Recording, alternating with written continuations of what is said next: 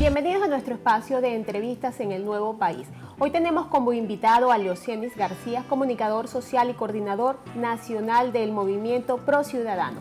Bienvenidos a nuestro espacio, ¿cómo estás? Hola Raiza, de verdad que les agradezco mucho la invitación. Gracias. Saludo a través de ti a Francisco Poleo, que siempre ha sido solidario, él y su madre, las veces que yo he estado detenido. Y además reivindico la lucha del Nuevo País y Z en momentos tan complejos en Venezuela.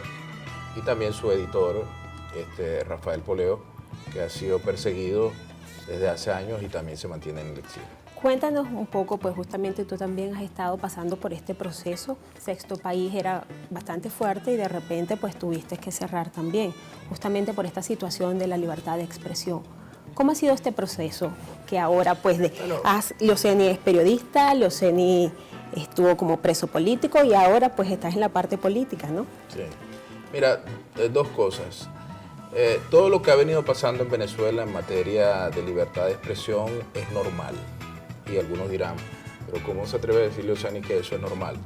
Es normal por la naturaleza del régimen y del sistema ideológico que intenta implementarse en Venezuela, que es el socialismo. El socialismo ve a los empresarios como enemigos porque no cree en la propiedad privada, sino en la socialización de los medios de producción. El socialismo ve a los medios de comunicación como enemigos porque no cree en la libertad de expresión, sino en la propaganda. En consecuencia, los únicos medios que pueden existir en un régimen socialista son medios que se dedican a sostener el sistema imperante de socialización de la riqueza, del reparto, del saqueo, del populismo. Todo aquel medio que critique este sistema basado digamos, la creencia que el hombre no ha venido a perseguir sus fines, sino a ser una suerte de animal de sacrificio dispuesto a inmolarse por el pueblo, la manada, el Estado, e inmediatamente se convierte en enemigo. Esa es la explicación del cierre de Radio Caracas Televisión, del circuito Belfort, del cerco al Nuevo País, de Sexto Poder. Es sencillamente una política de Estado. ¿Cuál piensas, así pues, que extraño es que medios como el Nuevo País, Sexto Poder, etcétera, estén abiertos. Que estén cerrados no es nada extraño, porque sencillamente los medios de comunicación no son conventos. En Venezuela, que se ha implementado todo un culto a la envidia y todo una estatua al hambre, todo aquello que tiene éxito económico es sospechoso. Porque lo primero que siembra el socialismo en la sociedad es la cultura de la envidia, de la sospecha. Y sin duda alguna, un medio de comunicación, te decía, no es un convento, es una empresa. Nosotros defendemos como comunicadores sociales o como empresarios de medios de comunicación dos valores fundamentales, el de la libertad de expresión y la libre empresa, porque los medios de comunicación son empresas. Hablando de eso, de las empresas, Leocenis, digamos que recientemente, para darle justamente un cambio a lo que realmente esta situación país, presentaste un plan de gobierno, presentaste un plan de país. Pero quizás en el momento hubo como una pequeña confusión, ¿no? Porque mucha gente pensaba que estabas lanzando tu candidatura. Explícanos un poco, pues exactamente, el candidato fue el plan era que más bien Leocenis era el candidato. Raiza, no hubo ninguna confusión. Mira, los controles producen mercados negros de información, mercados negros. Si tú tienes control de precios y produces el mercado negro de los precios. Si tú tienes control de cambio, produces el mercado negro de cambio. Si tú tienes control sobre la información, produces un mercado negro. Entonces en Venezuela los referentes serios no existen. Han sido confiscados o comprados. Es decir, ya la situación que hemos explicado, que pasa con los medios tradicionales de cerco económico, etcétera, han dejado de circular los medios de comunicación tradicionales o otros medios han sido comprados por el gobierno. Entonces, ante esa situación de control de la información que provoca el gobierno, inmediatamente surge un mercado negro. Y el mercado negro siempre es poco serio. Así que siempre se especula. Entonces ha surgido en Venezuela un mercado negro de la información. Entonces ya no es Rafael Poleo, no es Marta Colomina, no es Nitu Pérez Osuna quienes informan al país. Es un tipo que se llama Mister no sé qué, o 0049, Anonymous 384. Y ese mercado negro produce, pero creado por el gobierno, produce desinformación, trata la información de manera irresponsable, porque no son profesionales de la comunicación. Entonces, lo que te quiero decir es que nosotros presentamos un plan e inmediatamente todas estas redes del mercado negro empezaron a decir que yo me había lanzado a candidato presidencial. ¿Y qué te motivó justamente a presentar ese plan cuando entonces realmente tu objetivo no era ser candidato? ¿Qué te motivó justamente en ese plan? Me motivó que yo llevo ya, este es el segundo año recorriendo Venezuela, mientras algunos dirigentes estaban protestando en las calles, cosas que yo respeto, pero no comparto, no acompaño. Yo andaba por el país vendiendo lo que único que yo creo que puede cambiar Venezuela, que es un proyecto y un plan. Un proyecto ¿En qué consiste y un plan. ese plan? Es un proyecto, un plan donde primero ha trabajado muchísima gente para ayudar a elaborarlo. Es parte un poco de las reflexiones que yo he hecho sobre el modelo que ha venido imperando en Venezuela en los últimos 60 años, los 20 años del chavismo y los 40 años que le antecedieron, que es el modelo primero de la socialdemocracia y el modelo del socialismo. Que los dos son, yo diría que se diferencian en los niveles de intensidad que dan a los controles, pero ambos creen en los controles. Pero exactamente, ¿qué plantean los CENI? ¿Cuáles serían esos puntos? Bueno, planteo una cosa distinta a estas dos como cosas. Como para que la gente que nos está viendo pues entienda cuáles son esas propuestas y por qué son tan necesarias aplicarlas, pues, que es lo que tú quisiste con estos grupos de expertos. Bueno, fíjate, entonces te decía, Venezuela lleva 60 años de controles. Primero un modelo que decía que había haber un contubernio entre el Estado y los privados, el de la socialdemocracia. Y luego esto, que el Estado todopoderoso. Ese modelo fracasó. Y ese modelo es el creador de la inflación, el hambre, la escasez, la corrupción que vive Venezuela. ¿Cuál es el modelo que nosotros defendemos desde ProCiudadanos y que yo he estudiado cuidadosamente junto a muchísimos economistas, historiadores? El modelo que se aplicó, por ejemplo, en la Alemania Oriental, en la Alemania Occidental, mientras la Alemania Oriental se sumía en el hambre y la miseria. Lo que se aplicó en Chile después del gobierno del presidente Allende, lo que se aplicó en Hong Kong después de la Segunda Guerra Mundial, lo que se ha venido aplicando, lo que hace que Estados Unidos sea Estados Unidos, eso se llama economía de libre mercado. Es decir, el Estado cumple nuevamente su función, que es proteger la vida de los ciudadanos y sus bienes. Y dos, desregularizas la economía y pones más confianza en el individuo, en la iniciativa individual, en comparación a la confianza que pones en el Estado. Es decir, nosotros lo que hemos presentado llamar a los empresarios.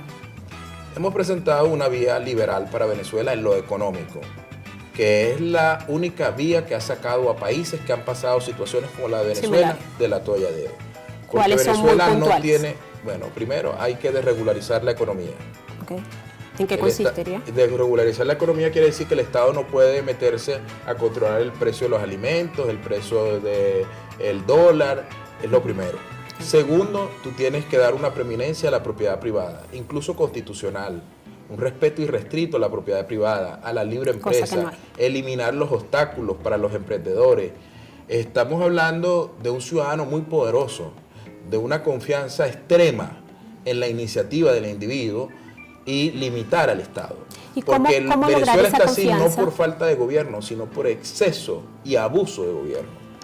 Nosotros ¿Y qué te parece entonces sí que ahora tenemos un plan correcto. Se unió el plan con correcto Claudio? nuestro es enamorar a la gente, hacer un gran consenso nacional, que es lo que está faltando en Venezuela. ¿Un consenso entre quién? Pero entre ¿cómo aplicarlo? ¿El qué? Tu plan, o sea, ¿cómo aplicarlo? Es que el plan no se puede, pero perdóname para poder terminar la idea. Es que el plan nuestro no se puede aplicar si tú no haces un acuerdo democrático y un consenso. Es que voy justamente Entonces, a eso, ¿cómo aplicarlo si tú no lo quieres compartir? Es como que está vendiendo Falcón, que puede hacer toda una reforma económica. ¿Y con quién la va a hacer? Con los extraterrestres. ¿Y dónde va a meter la Fuerza Armada Nacional? Esto es Suiza. Nosotros necesitamos, lo primero que hay que hacer, porque ha quedado del plan que yo presenté el tema económico, pero hay una parte muy importante de la cual yo hablé que nadie parece haber notado, y debe ser un error mío en la exposición. Yo hablé que Venezuela necesitaba un consenso y un acuerdo, porque la Biblia dice que una casa en guerra no puede prosperar económicamente. Entonces lo primero que tú tienes que poner es orden. tienes que hacer un pacto entre el chavismo y la oposición que estén dispuestos a transitar ese camino. Es lo primero que tienes que ¿Tú hacer. crees que eso sea posible? Claro que es posible. ¿Y cómo fue posible en España? No, pero te digo Con la cómo es dictadura posible franquista, si, ¿cómo por fue posible ejemplo, en Argentina, en Chile? claro, pero aquí en este ejemplo, para sentarse en la mesa de diálogo, pues esto ha sido un fracaso, ¿no? Justamente. Claro, porque es que ningún diálogo verdadero se hace con cámaras de televisión y radio. Es que el problema de Venezuela es que la política es show y espectáculo. ¿Cómo Yo no me, calificas tú ese yo no diálogo me que imagino a tuvimos? Rómulo Betancourt haciendo política, viendo el iPhone y el Samsung para ver qué decía la gente en Periscope y en Twitter. Un líder no hace política pensando en lo que la gente dice en Twitter y en Periscope o en Facebook. Un líder le dice a la gente de Twitter y Facebook que están equivocados. Porque están equivocados. Porque eso de que el pueblo es sabio y valiente solamente es en la canción de Ali Primera. El pueblo no siempre es sabio y valiente. Los pueblos necesitan a los líderes porque los líderes tienen una visión superior a los pueblos. Esa es la verdad. Entonces no puede ser que aquí los políticos pretendan haciendo... Porque imagínate tú, si los líderes no tuvieran una visión, te voy a poner un ejemplo crudo, superior al pueblo, entonces la gente hiciera referéndums, por ejemplo, para quemar a las brujas. Porque en un país que es católico, el 80% cree que las videntes hay que quemarlas.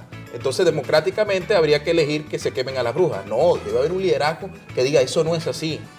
Y el problema de Venezuela es que no hay liderazgo, sino dirigentes, asusadores de oficio. El tema del doctor Claudio Fermín, yo tengo un gran respeto por el doctor Claudio Fermín en lo personal. Me parece que es un socialdemócrata de avanzada, en el sentido de sus ideas económicas, por ejemplo.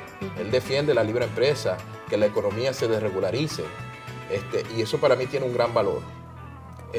Así que no tengo, yo nunca cometería una agresión contra el doctor Claudio Fermín. Cuéntame algo, ¿qué opinas del Frente Amplio? Justamente que hablas de consenso, pues aquí está agrupando una serie de sectores del país. ¿Cree que esto funcione? ¿Crees que las propuestas realmente se den, sea concreta el camino que están planteando o es algo más de lo mismo? El Frente Amplio es un grupo de jubilados intentando quitarle el futuro a quienes sí lo tienen. El problema de Venezuela es que el futuro lo están decidiendo quienes no lo tienen. O sea, 4 personas, digamos, en genérico están decidiendo por... 4. Ahora, este Frente Amplio está muerto. ¿Por qué? Porque es un grupo de cadáveres que salieron en una noche de Halloween a pasear la calle, pero están muertos. Es decir, es la mesa de la unidad democrática.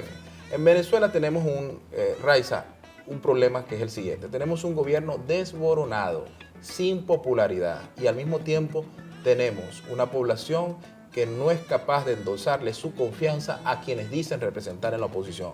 ¿Los CENIS a dónde va? ¿El chavismo, madurismo, la oposición? ¿Dónde están los CENIS? Los CENIS está donde está la gran mayoría del país. ¿Dónde? Buscando un consenso y un acuerdo para salir de esto. ¿Tú crees que podemos salir de esto como las cosas están planteadas? Porque lamentablemente para nuestros jóvenes ven la salida como que si Maiquetía es la salida o la frontera con Colombia, con Brasil es la salida. ¿Tú que tienes a Laura, Sofía, cuál es la salida para Venezuela? La salida fue la que construyeron en Sudáfrica durante el apartheid, en España después del franquismo, concretamente en Venezuela que tenemos poquito tiempo. En Chile después de Pinochet, en Argentina después de Videla. ¿Cuál es un consenso, un acuerdo que pasa por una ley de justicia transicional que impida que se persiga a la gente que estuvo en el gobierno. Esto flexibiliza a gente del gobierno para que ayuden a construir una salida. Luego discutir un plan de reformas económicas que tienen que ponerse en práctica independientemente antes o después de las elecciones y construir un proceso electoral confiable para todo el mundo. ¿Qué opinas justamente Eso de se las puede elecciones? construir, creo que pronto en Venezuela. No se puede construir para estas elecciones presidenciales. Yo creo que estas elecciones presidenciales, de la manera que están convocadas, lejos de resolver la crisis, la van a agravar. Pero creo que providencialmente estamos surgiendo en Venezuela nuevos liderazgos que ayudarán en su momento a construir una salida democrática y pacífica. Porque de esto vamos a salir a través del diálogo y la concertación. Si tienes que decir nombres, ¿quiénes serían los líderes? Porque muchas veces tú le preguntas a la gente, ajá, los líderes, ¿en quién crees? Y te dicen, no, es que no hay líderes, ¿sabes? Tú, si tienes que decir un nombre, ¿quién crees tú que debería ser líder? Más allá de lo que ya mencionaste, que eran los jóvenes y el pueblo. Mira, Porque alguien tiene que llevar la cabeza. los liderazgos no se decretan. Los liderazgos surgen cuando se conectan con el sentimiento que está naturalmente en las calles.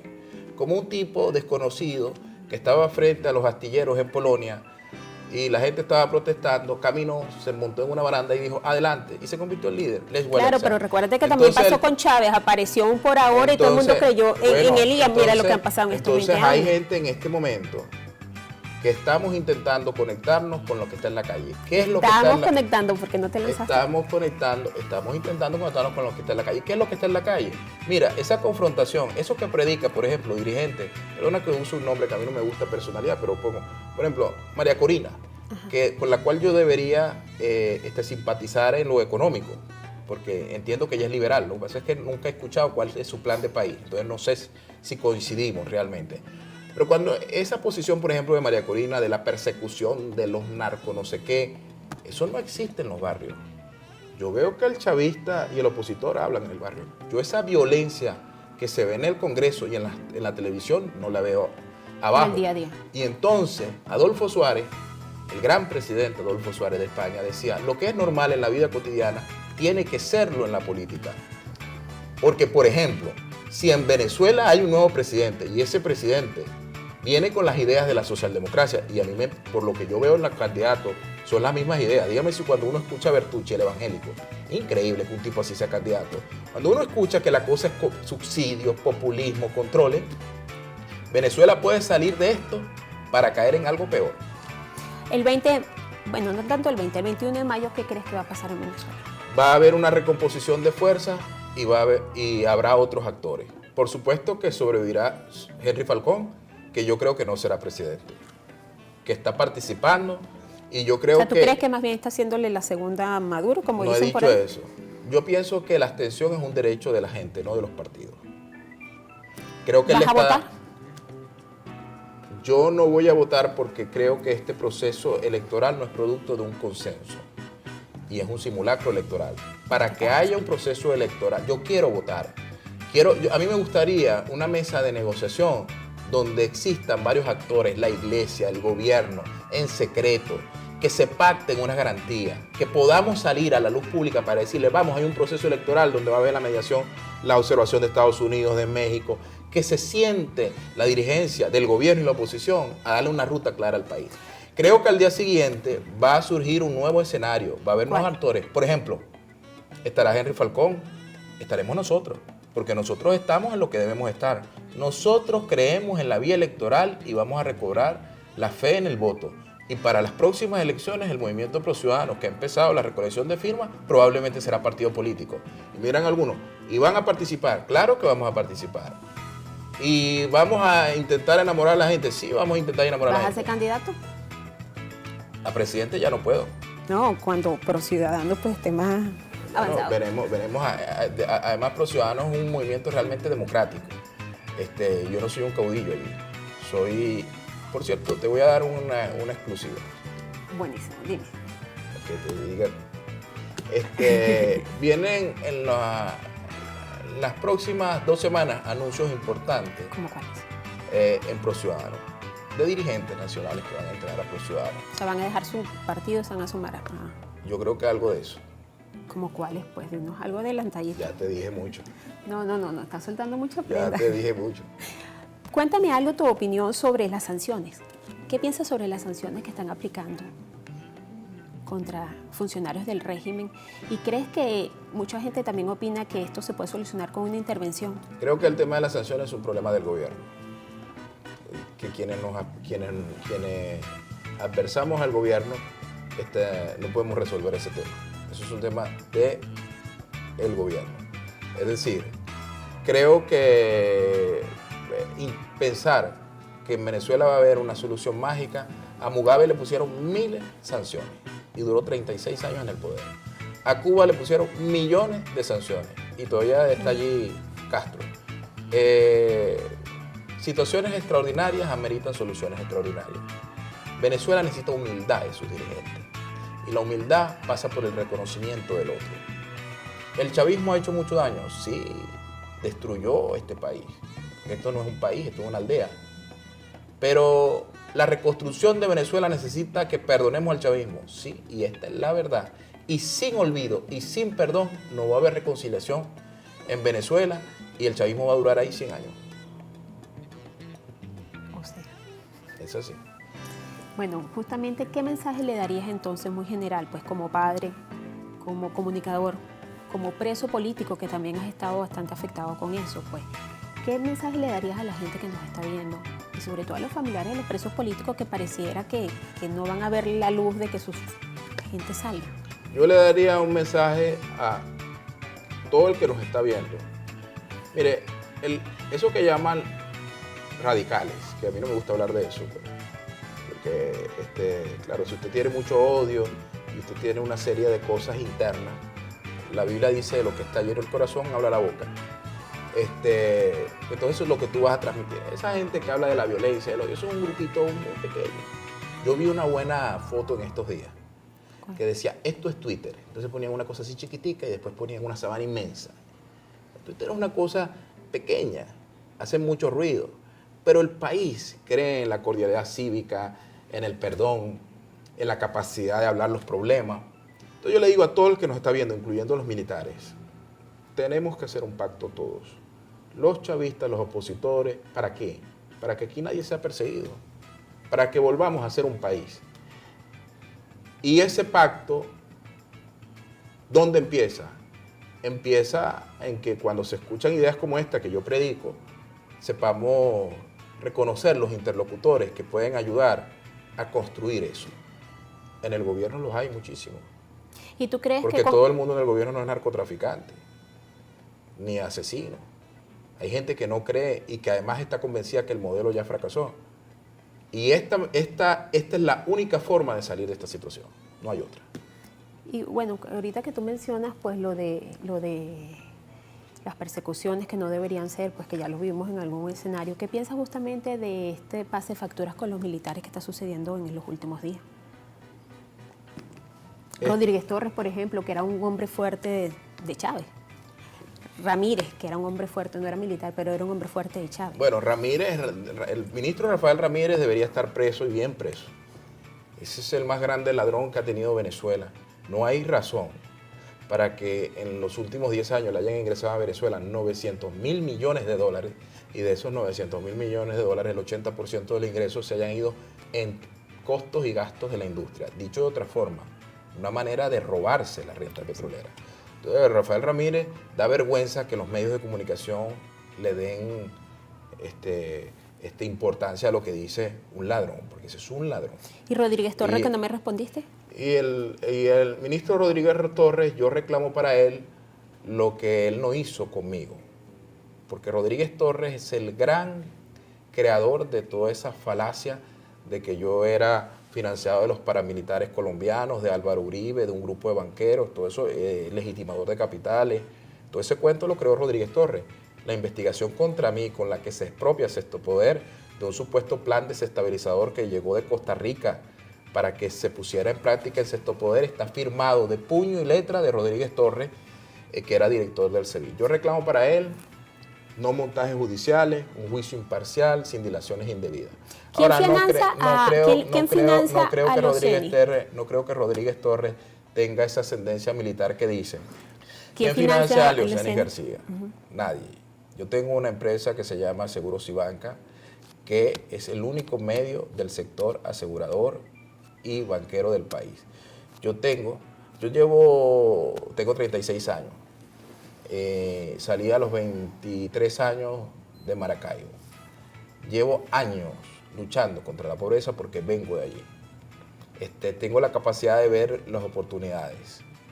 Cuando salí de la cárcel, después que me habían quitado todo, dije, ¿dónde me meto yo que pueda comenzar en un momento donde no hay medios de comunicación, donde hay control, no sé qué? Y me puse a ver.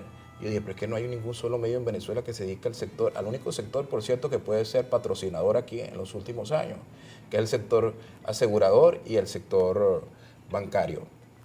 Aunque somos un medio dedicado a la banca y a los seguros, también tenemos mucha influencia en el tema de consultoría de banca y seguro. Entonces, nadie me financia, me financio yo. Por eso el gobierno no puede sacar una El otro día Diosdado Cabello me retó de Canal 8 y yo al día siguiente dije que él no podía sacar ni una sola cosa que era. Mira, aquí está un cheque que le dimos a Leucenio, un contrato. No lo van a sacar. Hay periodistas de Venezuela que llevan años diciendo que yo he tenido vinculaciones, incluso dicen, con el gobierno, a pesar que el gobierno me ha metido preso 6 veces. Pero esos periodistas no han sacado nunca un cheque, una transferencia, una cuenta. Oye, y ahorita son que unos tú dices, irresponsables. lo de que te han metido preso 6 veces. En Sí. una, Ya yo no tengo currículo, sino prontuario policial. En la última se mencionaba mucho que saliste por Zapatero, ¿eso es verdad? Se mencionaba, no. Mira, yo tengo una gran diferencia, Raiza, con ¿Crees que algunos Zapatero personajes sí, públicos. ¿de hecho algo? Que hay personajes públicos que les gusta mentirle a la gente. ¿Puedes aclararnos? Entonces, yo salí por la mediación del presidente Rodríguez Zapatero y el doctor Timoteo Zambrano y el nuncio apostólico Aldo Giordano.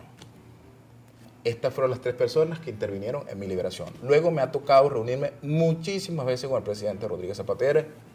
Hemos conversado muchísimo sobre la situación de Venezuela. Creo que ha sido maltratado injustamente. Y creo que si alguien tiene muy claro en la situación venezolana es Rodríguez Zapatero. Si tú me preguntas cuál es, para mí Rodríguez Zapatero está convencido que el destino inmediato del gobierno es ser oposición, pero la oposición no lo deja. Pero también dice que ha obstaculizado muchas cosas, ¿no? Dice, pero yo te digo lo que puedo sacar yo de las conclusiones, que además he estado muy cerca de muchas conversaciones que se han hecho. Me ha tocado ser mediador en lo secreto de muchas reuniones que se han hecho en este país.